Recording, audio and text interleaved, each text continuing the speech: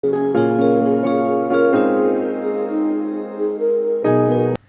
Hello ನಮಸ್ಕಾರ. ನಾನು ನಿಮ್ಮ ಯುವ ಪಡುಕೋಣೆ.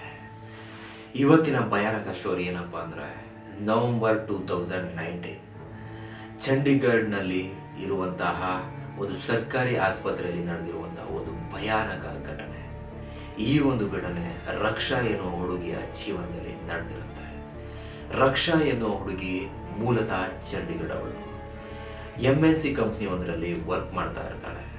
ಸೊ ಕಾರಣಾಂತರದಿಂದ ಚಂಡೀಗಢಿಂದ ದೆಹಲಿಗೆ ಅವಳು ಶಿಫ್ಟ್ ಆಗ್ತಾಳೆ.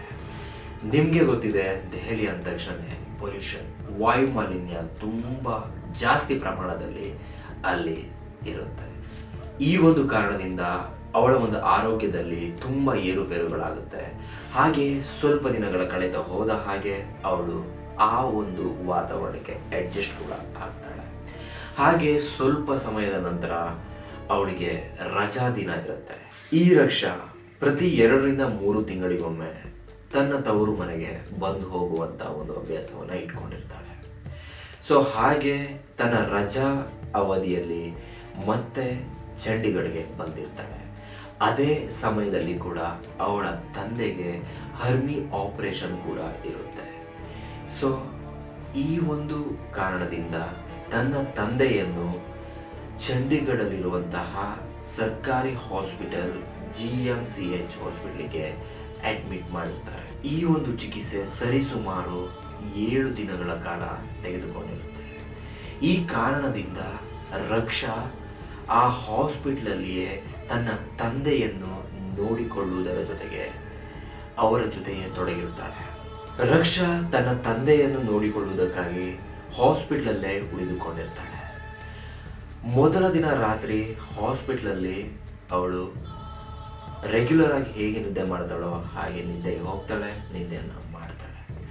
ಸೊ ಅದಾದ ನಂತರ 2ನೇ ದಿನ ರಾತ್ರಿ ಅವರ ಆಪರೇಷನ್ ಮುಗ್ದಿರುತ್ತೆ.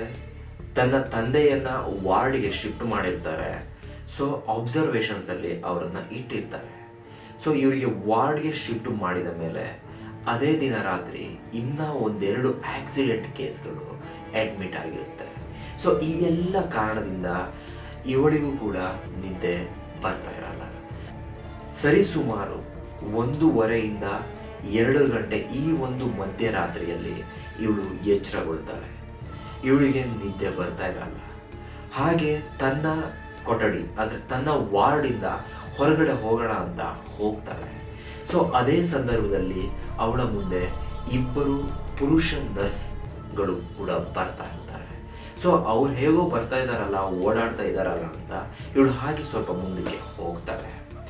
ಹಾಗೆ ಸ್ವಲ್ಪ ಮುಂದಕ್ಕೆ ಹೋಗಿ ನೋಡ್ತಾ ಇದ್ದ ಹಾಗೆ ಒಂದು ಕೊಠಡಿಯಲ್ಲಿ ಅಂತಂದ್ರೆ ಒಂದು ರೂಮ್ನಲ್ಲಿ ಆ ಬಾಗಿಲು ಕೂಡ ಲಾಕ್ ಆಗಿರುತ್ತೆ.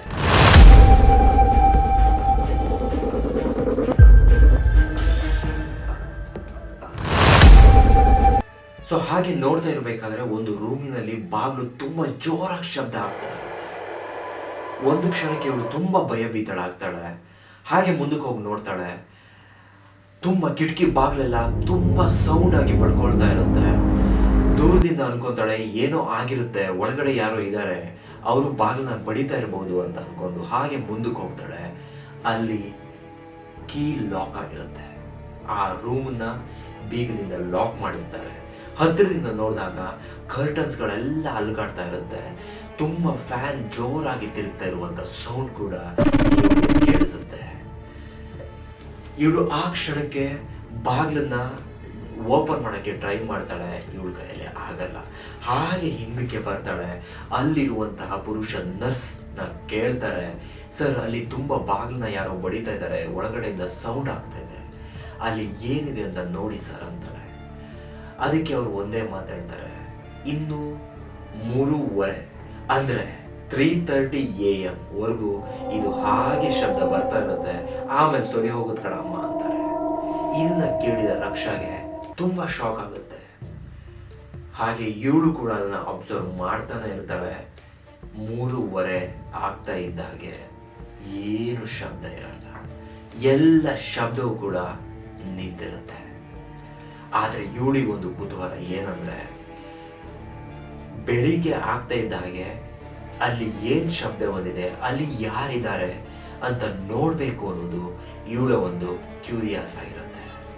ಸೊ 9 ಗಂಟೆ ಆಗುತ್ತೆ. ಬೆಳಿಗ್ಗೆ 9 ಗಂಟೆ ಆಗ್ತಾ ಇದ್ದಾಗೆ ಅಲ್ಲಿನವ್ರು ಬರ್ತಾರೆ, ಆ ಡೋರ್ ಓಪನ್ ಮಾಡ್ತಾರೆ.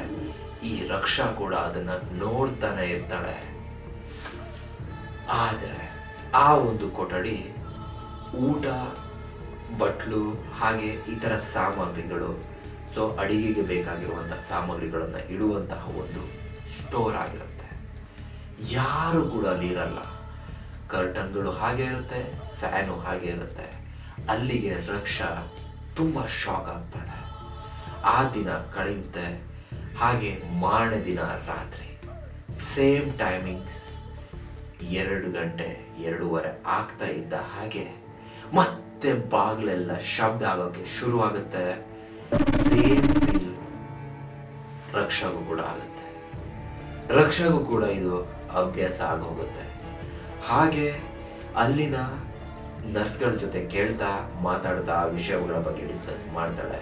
ಅವಾಗ ಅವರೆಲ್ಲ ಹೇಳೋದು ಒಂದೇ, ಅನೇಕ ಆಕ್ಸಿಡೆಂಟ್ ಕೇಸ್ಗಳು, ಅನೇಕ ಅನ್ಯಾಚುರಲ್ ಡೆತ್ ಕೂಡ ಇಲ್ಲಿ ನಡೀತಾನೆ ಇರುತ್ತೆ. ಹಾಸ್ಪಿಟಲ್ ಅಂತ ಅಂದಮೇಲೆ ಇವೆಲ್ಲ ಕಾಮನ್. ನಮಗೂ ಕೂಡ ಜಾಬಿಗೆ ಬಂದ ಹೊಸದಾಗಿ ಇವೆಲ್ಲ ಹೀಗೆ ಕಾಣಿಸ್ತಾ ಇತ್ತು, ಆದರೆ ಇವಾಗ ಅಭ್ಯಾಸವಾಗಿದೆ. ಆದರೆ ಈ ಒಂದು ಕೊಠಡಿಯಲ್ಲಿ ಈ ಒಂದು ಘಟನೆ, ಈ ಒಂದು ಶಬ್ದ ಯಾವಾಗಲೂ 3 ಗಂಟೆ 3:30 ಎಲ್ಲ ಸ್ತಬ್ಧವಾಗಿರುತ್ತೆ. 2 ಗಂಟೆಯಿಂದ 3:30ವರೆಗೂ ಈ ಒಂದು ಶಬ್ದ, ಈ ಒಂದು ಫ್ಯಾನ್, ಈ ಒಂದು ಕಿಟಕಿಯ ಬಡಿತ ನಡೀತಾನೆ ಇರುತ್ತೆ ಅಂತ ಅಲ್ಲಿನ ನರ್ಸ್ಗಳು ಕೂಡ ಇವಳಿಗೆ ಹೇಳ್ತಾರೆ. ಸೊ ಇದನ್ನೆಲ್ಲ ರಕ್ಷಾ ಕೇಳಿದ್ಮೇಲೆ ಅವಳಿಗೆ ಅನಿಸೋದು ಒಂದೇ, ಅನೇಕ ಆತ್ಮಗಳು ಇಲ್ಲಿ ಇದೆ. ಸೊ ಇದೆಲ್ಲ ಆತ್ಮಗಳಿಂದನೇ ಆಗ್ತಾ ಇದೆಯಾ ಅಂತ ಅವಳು ಕೂಡ ಎಸಂಪ್ಷನ್ ಮಾಡ್ಕೊತಾಳೆ. ಸೊ ಈ ಒಂದು ಘಟನೆ ರಕ್ಷಾ ಅವಳ ಲೈಫಲ್ಲಿ ಹೊಸದಾಗಿರುತ್ತೆ.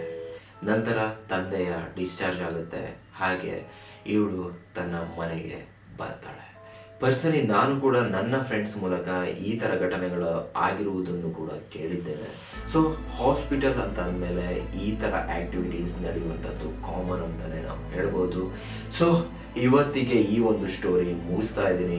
ಮತ್ತೆ ಬರ್ತೀನಿ ಇನ್ನೊಂದು ಭಯಾನಕ ಸ್ಟೋರಿ ಇದೆ. ನಿಮ್ಮ ಯುವ ಪಡ್ಕೊಣೆ ಸಬ್ಸ್ಕ್ರೈಬ್ ಮಾಡೋದನ್ನ ಮರಿಬೇಡಿ ಅಂತ ಹೇಳ್ತಾ ಲವ್ ಯು ಆಲ್. ಮತ್ತೆ ಸಿಗ್ತೀನಿ. ಬಾಯ್.